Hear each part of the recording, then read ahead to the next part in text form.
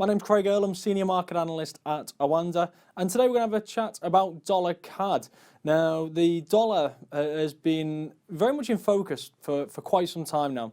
Obviously, it's the world's reserve currency, so it's never really not in focus, and it's always the currency that people benchmark other currencies against, quite typically anyway.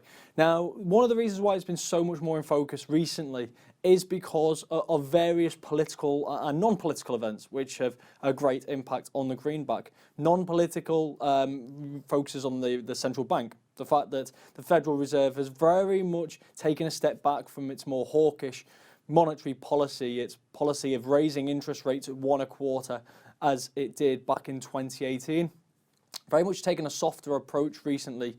The rhetoric which we've had from the central bank, various policymakers, including Chairman Jay Powell, has suggested that we're only going to see 1 or 2 rate hikes this year. That's far more in line with what the markets were anticipating than it was previously, and it could still have a little bit of a further way to go as well if the economy does slow. A more dovish central bank, or one that raises interest rates at a slower pace, is typically bearish for the currency, which is one of the things which has weighed on the US dollar. Another thing as well is the trade war with China. Throughout the escalation of the trade war, the dollar performed quite well.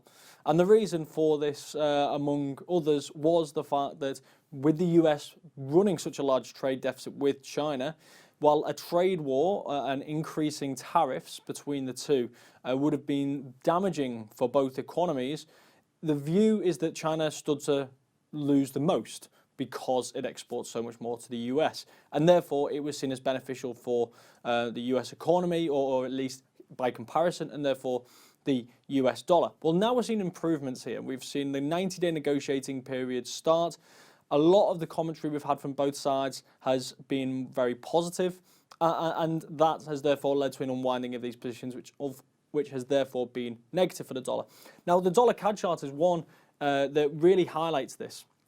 And moreover, it also highlights another picture, which is what has exacerbated the move, which has been the bounce that we've seen in oil.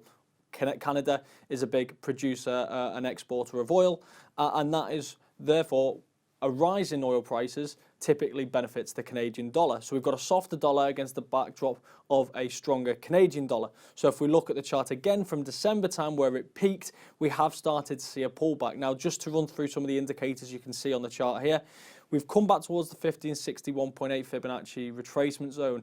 People generally use Fibonacci's if they are bullish in a market or for signs that a market is reversing. So if they're bullish in a market, they may look at the Fibonacci zones as possible rotation points in order, if they want to, for example, be a buyer. Ultimately, the opposite of that, of course, is the fact that if you're questioning the rally, then you're looking for the break of these Fibonacci levels as signs that the particular market is weakening. We've seen the 50 fib broken, and now we've seen the 61.8 fib broken as well. Combined with that, you've got the 200 and 233-day simple moving averages, which are coming under some pressure. It is worth noting that they have been relatively reliable in the past, but not very specific. So we have seen a couple of breaks below before rotating higher. So I will be keeping a close eye on the region below here as well. But the fact that this coincides with the bottom of that rising channel as well suggests to me that that 130 to 131 zone is going to be key in this pair. And if we do see a break below there, then that could be a very bearish signal for dollar CAD.